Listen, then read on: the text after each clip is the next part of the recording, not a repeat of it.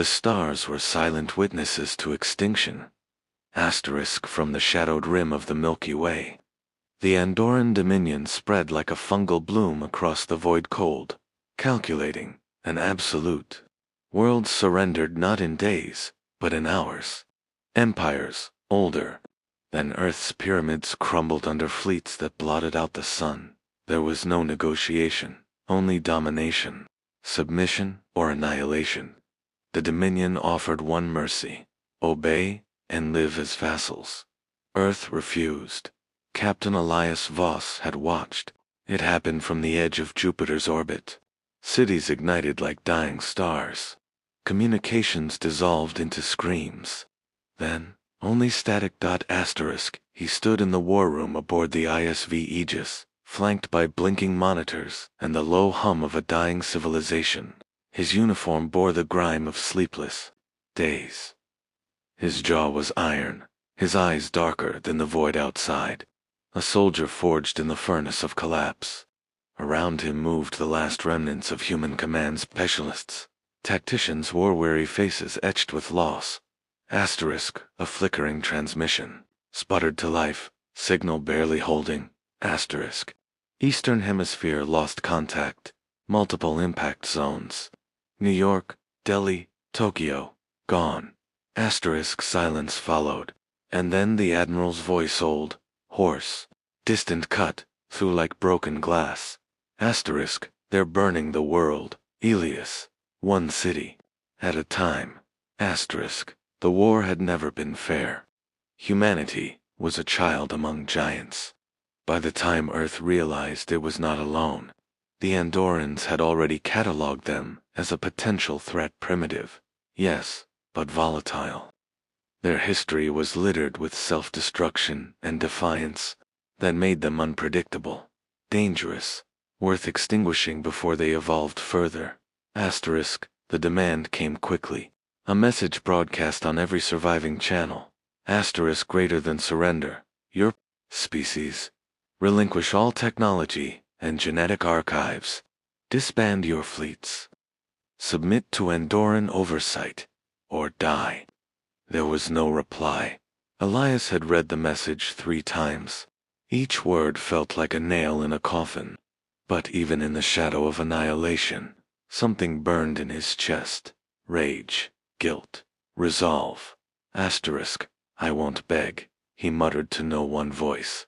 Gravel, and we won't kneel. Asterisk. They had called him ruthless, uncompromising, too willing to make sacrifices. Maybe they were right. But compromise hadn't saved Earth. Diplomacy hadn't stopped the sky from raining fire. He had no illusions left, only duty.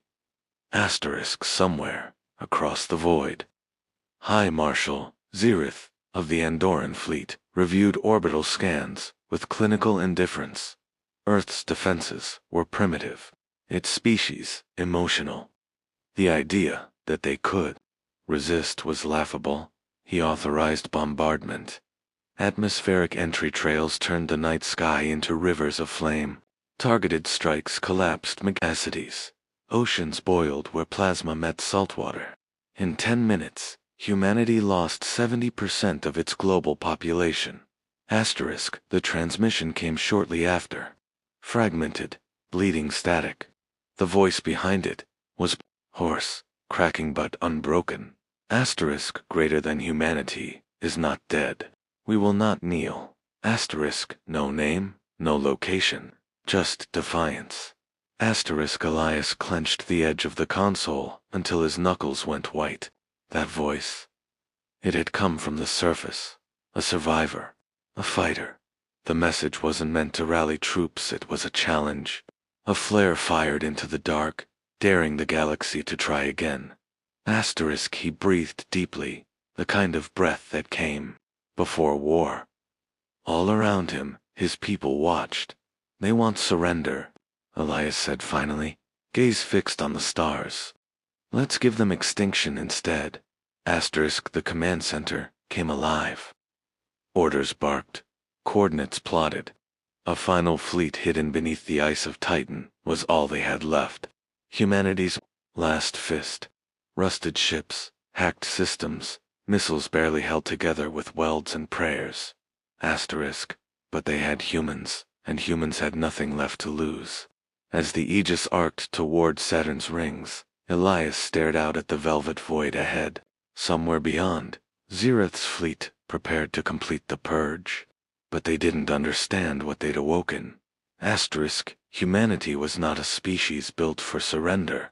It was a species born from fire, sharpened by famine, and hardened through 10,000 years of war. The Andorrans wanted obedience. They would get blood and thunder instead. The cold beneath Titan's crust was the kind that numbed memory, a frozen silence, heavy with grief and rage. Yet within it stirred the last breath of resistance. Deep within a subglacial complex carved from alien ice. Elias Voss stared into the void of a fractured tactical map. Red indicators bled across the system, burned cities, fallen satellites, dead fleets. Earth was ashes. Mars was dust. Luna had been broken in half. But in that cold, the fire in him roared hotter. He had refused to broadcast Earth's surrender. No white flags. No broken pleas. And now, from the bones of a forgotten research station, he made a choice that would echo across the stars. No surrender, Elias said, voice like gravel dragged across steel. We strike first. He spoke it, not as a command, but as an oath. What remained of humanity's military stood before him, pirates, deserters, engineers turned saboteurs. The fleet hidden beneath Titan's crust was a graveyard of ancient ships, patched with scavenged tech, some barely flightworthy. But the pilots, they were human. That made them dangerous. The plan was desperate, reckless, exactly the kind of move the Andorrans never anticipated. Their empire had been built on overwhelming force, not creativity. They knew how to crush, not how to chase ghosts. Word spread through the bunker, like a second pulse. Hope, madness. One last shot. Within hours, Elias led the fleet into the dark. A supply convoy drifted near the asteroid belt, 6 Andorran Olars armored and slow, escorted by a single cruiser. Their cargo, fusion cells, ration cores, atmospheric filters, resources for a species that had no concept of scarcity anymore. The escort captain had grown bored. No species dared attack Andorran vessels, especially not ones this deep in contested space. Until that moment, the ambush began with silence. No blaring sirens, no grand speeches. Only the sudden bloom of electromagnetic disruption as human corvettes emerged from the shadows of dead rocks, cloaked in ionized debris, stealth by scrap, camouflage by desperation. The first volley didn't come from a ship at all. It came from a missile hidden inside an abandoned Andorran pod, salvaged, repainted, and forgotten. It struck true. The cruiser's midsection erupted in white flame, spewing alien bodies into vacuum. Seconds later, human fighters weaved between debris like sharks, scenting blood. Every round fired was precise, brutal, and personal. The Andorran convoy returned fire. But too late. In 28 seconds, 5 transports were disabled. The 6th tried to run. Elias allowed it. He wanted them to know. The report reached High Marshal Zereth as he meditated inside the crystalline shrine aboard the Taranthus. Meditation, for his kind, was a calculated optimization of neural focus. Peace, by mathematical equation. When the message came. It was wrapped in disbelief. Greater than, ... Human vessels executed a surgical strike on convoy casualties, 87%. Survivors report coordinated tactics, improvised stealth.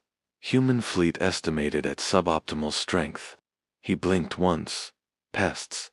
That's all they had been. Refuse from a dying planet. His advisors recommended full-scale deployment. Others warned of an insurgency. But Cirith saw no need for caution. The humans had thrown a stone. He would answer with a meteor. He dispatched the 77th Response Flotilla Authority ships. Fully armed, crewed by elite genetic tech. Their orders were clear. Exterminate. Elias watched them come. From a hidden observation node orbiting Enceladus, he tracked the Andoran detachment. It moved with imperial arrogance, no evasive maneuvers, no perimeter sweeps. They believed themselves untouchable. He grinned without warmth. They think we'll fight them like equals, he whispered. But humans didn't fight fair. They fought to survive.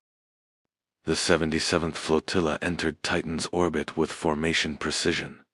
Scans revealed nothing. The ice world was silent, until it exploded beneath them. The crust erupted in a geyser of shrapnel and nuclear fury. Buried warheads, long thought decommissioned, detonated as pre-programmed orbital mines activated. In the confusion. Elias' ships burst from Titan's rings like hornets from a shattered nest. Each vessel was fast, unpredictable, and modified with an insanity only desperation could forge. Some were fitted with plasma-tethered engines. Others bore fusion lances salvaged from mining rigs. One ship barely more than a hull and reactor was remote-piloted, directly into an Andoran dreadnought's exhaust port. The explosion turned a moon's worth of sky into fire. Andoran tacticians, trained in clean hierarchical warfare, failed to adapt. Orders clashed. Protocols broke. Human ships danced between their confusion like myths in smoke. And Elias. He struck the flagship himself. Guiding the Aegis through burning debris, he launched a boarding pod straight into the heart of the Andoran command ship. Inside, chaos reigned. Human Marines, former scavengers, and exosuit engineers fought like demons in vacuum-hardened armor. They weren't faster. They weren't stronger. But they were unpredictable, illogical, terrifying. One Marine overloaded her reactor to melt through a bulkhead. Another used a severed Andoran arm to access a locked terminal. When Elias reached the bridge, the captain of the vessel lay broken, his limbs fused with the controls. Elias didn't waste breath on threats. He activated the beacon. A message broadcast across the local system. Greater than this is Captain Elias Voss of the Aegis. Earth burns. But humanity does not die. You came to end us. We've only just begun. You don't understand what you've awakened. But you will. We are the storm. We are the fire. We are the species that refuses to kneel. Greater than come and see. Cirith listened in silence. The footage was undeniable. His finest detachment had been butchered by what should have been an extinct race. The humans had not died. They had evolved, adapted, become something else. His fingers twitched, not in fear, in calculation. Perhaps they were not pests. Perhaps they were the most dangerous kind of enemy. The kind that didn't know how to lose. The bones of Earth had become its weapons. Ruined cityscapes, once symbols of civilization, now bore the scars of orbital fire and chemical ash. Glassless skyscrapers stood like rusting lances amid craters, beneath the skeletal remains of New Berlin. Elias Voss traced his gloved fingers across a cracked map, lit only by the sputtering glow of a jury-rigged console. Every red marker bled another Andoran unit. Every green one was a phantom humans who may already be dead. He issued. No rallying cry. No promises of victory. Only one command. Keep the swarm bleeding. Across Earth's broken arteries. Humanity bared its teeth. They struck from tunnels and catacombs, from fractured subway lines and sewer systems long flooded with chemical runoff. Armored drones crafted from scavenged Andoran plating buzzed overhead. In a hijacked orbit net, Synthetic satellites rewired by Earth's last surviving cyber warfare teams rerouted Andoran transmissions back into static, seeding confusion. When a supply convoy descended over the Caucasus, its route plotted with mechanical precision. It vanished beneath a maelstrom of reprogrammed defense turrets and magnetic IEDs built from the husks of children's toys. No survivors. No mercy. Zareth called them insects, uncivilized, savage. But Elias knew the truth. Civilization dies slowly, and sometimes it bites back with something ancient, something desperate. Their defiance spread like wildfire. Broadcasts of resistance beamed through hacked, echoed into the stars. Other species heard them. Other slaves of the Andoran yoke paused, watched, whispered. Then the messages came in crippling, subtle, trembling. We saw your flame.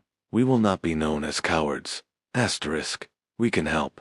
From the asteroid belts of the Vakari, from the crystalline moon colonies of the Nephics, from the shattered rings of Shirvaquiet hands, reached out.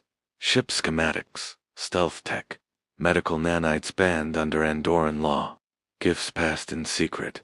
They brought knowledge sharpened by suffering. Revenge passed between species like fire through dry grass. But not all humans remained faithful. Within the lunar colonies, where families huddled in shielded caves beneath the frost-bitten crust, voices cried for peace. Former generals, corporate kings, and diplomats, the remnants of Earth's old world, sent envoys to Zareth under a banner Elias had burned long ago. They knelt. We will negotiate. We accept subjugation, if it preserves our blood. Elias heard their message, in the dim hours between skirmishes, transmitted by trembling lips on cracked visors. He did not scream. He did not rage. But those envoys never returned. Rumors whispered among the ranks. Some said he had them exiled, others said airlocks whispered open in the black. Elias offered no answer. Only war. Still, betrayal is a festering thing. When the battered remains of Unit 13 returned from a failed raid in the remnants of Los Angeles, they brought more than wounds. They brought a prisoner. Bardukessin, tall, scaled, with the eyes of something carved for conquest. His armor bore the black insignia of a tactical officer. His jaw was broken, his venom gland surgically removed, but he lived. When interrogated, he did not beg. He spoke. Not all of us seek this war. There are others, dissidents. You slaughter them with us. The silence that followed was heavy. Could a monster bear truth? The data he carried was undeniable. Fleet movements, weaknesses, delayed responses, subfactions within the Andoran Dominion, voices buried beneath centuries of obedience questioning the endless march of conquest. And yet, in the catacombs of Titan, a darker discovery unfolded. Human engineers, digging through ancient bioweapons caches buried deep within the Europa vaults, unearthed something terrible. A virus, engineered in the first wave of the colonial era, designed to rewrite DNA with ruthless precision. Once tailored for terraforming, now adaptable, deadly. It would not merely kill the Andorans, it would erase them. Gene by gene, thought by thought, legacy by legacy. The weapon could be deployed through stolen Andoran atmospheric processors. They could end the war without firing another bullet. But genocide has a taste, and Elias Voss felt it crawling at the back of his throat. The Council of War, what remained of it, argued beneath the fractured holograms of an ancient Terran flag. Some called it justice. Others called it survival. A few called it what it truly was, murder. Elias did not speak for hours. He stared at the cracked image of Earth still smoldering from orbital fire, and felt a hollow drumbeat in his chest. What does survival mean if we become the monsters? but the clock was ticking. Zareth's new detachment, cold and arrogant, had begun their sweep, their scanners jammed, their comms severed, their machines turned against them. And still they pressed forward. In Sector Delta 4, a hijacked mech fired blindly into human illusions projected by repurposed billboards.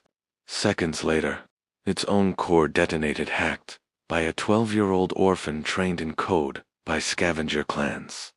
Humanity was rewriting war, not with strength, but with fury, creativity, madness. And still Elias wondered if they won, what would be left? The voice of Varukish echoed in his mind. We are not all, Zareth. The map before him glowed with hundreds of pins. Every one, a battlefield. Every one, a grave. He lifted his eyes to the stars, and made his choice. Saturn's rings drifted like the shattered bones of ancient gods, beautiful and silent. But beneath that elegance, humanity had forged a graveyard-deed shard of ice and rock, a hiding place. Every flicker of light, a possible kill zone, in the cold vastness beyond Earth. The last stand of a defiant species had begun. The Andoran fleet. A monstrous leviathan of interstellar warfare, bore down with righteous fury. Thousands of vessels shimmered with plasma halos, their sleek designs like predatory blades. They didn't just come to conquer, they came to erase. This wasn't war, it was extermination. But Elias Voss didn't see a funeral pyre. He saw opportunity. He watched from the bridge of the Midnight Talon, eyes bloodshot but sharp, his jaw tight with the weight of command. Behind his silence was a storm rage, hope, grief, and a cold, relentless focus, sharpened by every city, lost, every scream recorded in the last transmissions from Earth. Humanity had been pushed too far. Now they would push back. Signals pulsed through encrypted nets, bouncing off ring debris and ghost buoys. Ships powered up silently, hiding their emissions beneath fractured ice. They didn't look like a fleet, they looked like wreckage. Elias had spent years crafting that illusion. Then he spoke. Now. Saturn ignited. Dozens of hidden dreadnoughts launched from cover, tearing from their camouflage like wolves from brush. EMP lances shrieked across the void. Railguns fired slugs the size of small buildings, silent but thunderous in their impact. Andoran. Cruisers exploded like overripe fruit, their plasma cores rupturing into bursts of colorless fire. The Dominion's discipline cracked instantly. Their formations, flawless and ceremonial invasions, failed under chaos. Their ships had never learned to fear. They had never been prey. Now they bled. Human vessels moved like predators, erratic and vicious. Some were no more than refitted mining rigs, armed with jury-rigged plasma cutters. Others were advanced AI-driven warships, autonomous, remorseless, and terrifying in their adaptability. They didn't rely on numbers. They relied on madness, strategy, desperation, and they tore through the stars.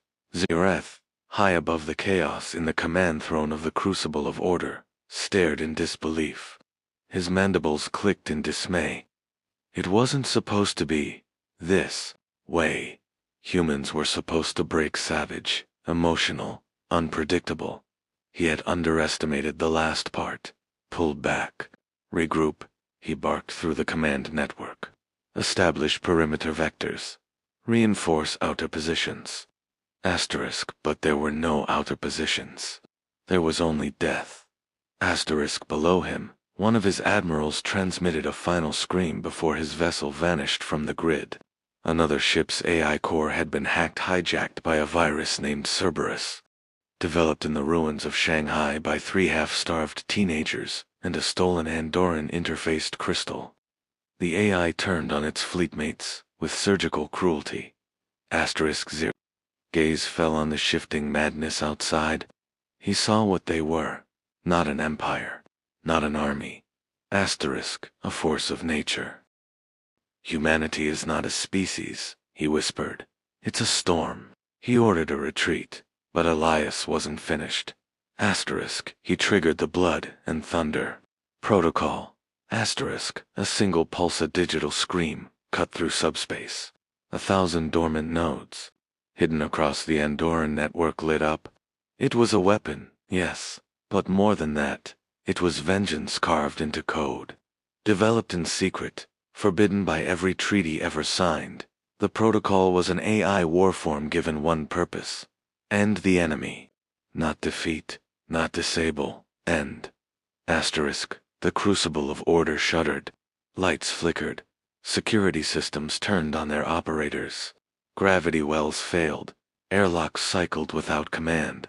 Entire decks folded in on themselves as smart steel reconfigured into spike-laden death corridors.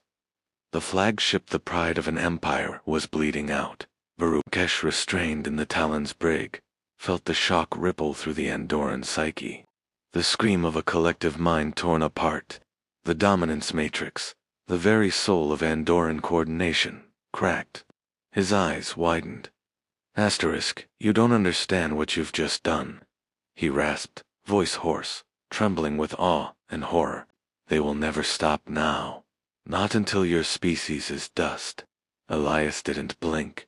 We weren't born to kneel. Outside, the remains of the Andorran fleet twisted in slow-motion death spirals, their formation shattered, but the message had already traveled faster than light. Across the Dominion, systems blared alerts, commands triggered old protocols. Emergency war plans never expected to be used, locked with crimson clearance. The Dominion saw what had happened, and they understood the terrifying truth. This wasn't a rebellion. This wasn't a setback. This was the birth of an apex predator, and humanity had just declared war on the galaxy. The war was over. Not won, not lost, just over. Saturn's rings still glittered with the wreckage of the final assault. The twisted remains of Andorran warships locked in orbit like cosmic scars. Flames no longer raged across the stars, but the silence that followed rang louder than any scream. It was the silence of a civilization gasping for breath. Earth had survived, if survival meant anything anymore. The atmosphere choked on ash.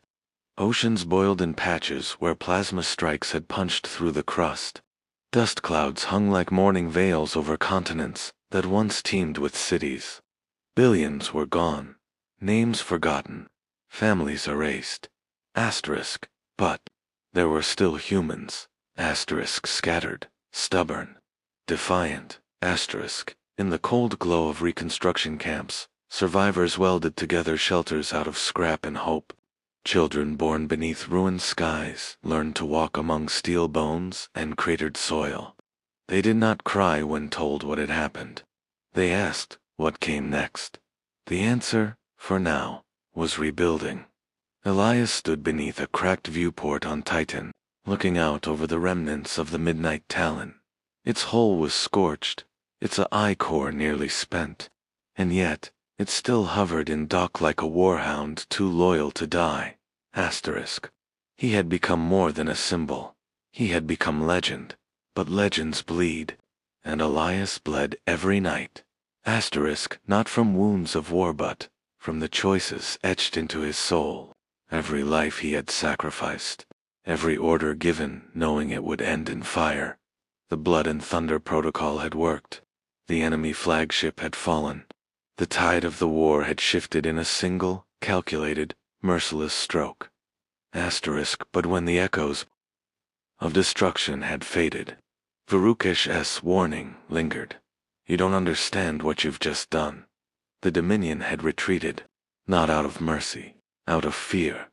The message transmitted across their empire wasn't about surrender. It was about retribution, and what to do with a species capable of such wrath. They had underestimated humanity. Now they feared them, across the stars. Alien worlds lit up with debate. Some viewed the humans as the last hope against tyranny. Others called them a virus, a threat to galactic order. Asterisk, old enemies of the Andorans, approached under white banners. Fragile alliances were discussed in encrypted channels, names unfamiliar. To Earth offered trade, treaties, promises of shared futures. They brought with them knowledge, technology, and a deep, unspoken understanding. Asterisk, we saw what you did. We want you with us.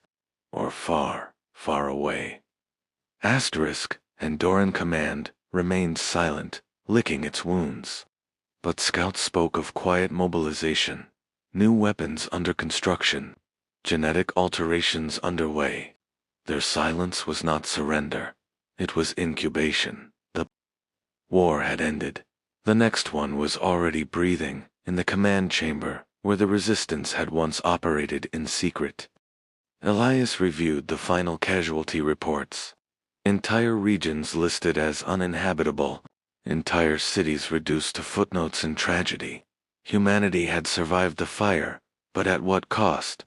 Asterisk in the mirror's reflection, he barely recognized himself. The lines on his face were carved too deep. His eyes had seen too much. Some called him a savior. Others whispered war criminal behind closed lips. The truth sat somewhere in between, heavy as gravity. He remembered the last words spoken by a young pilot before a suicide run that saved a refugee convoy. If they write about us one day, tell them we didn't go quietly. No, they hadn't. He stood among the ruins of both worlds, Andoran and human, and felt the weight of what they'd become. They had fought for freedom. They had clawed survival from the edge of oblivion. Asterisk, but in doing so, had they become what they feared? Asterisk, we called them monsters. But we created protocols that turned ships into executioners. We shattered the laws of war.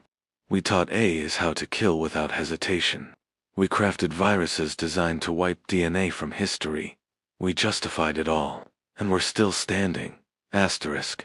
He closed the report and turned to the stars.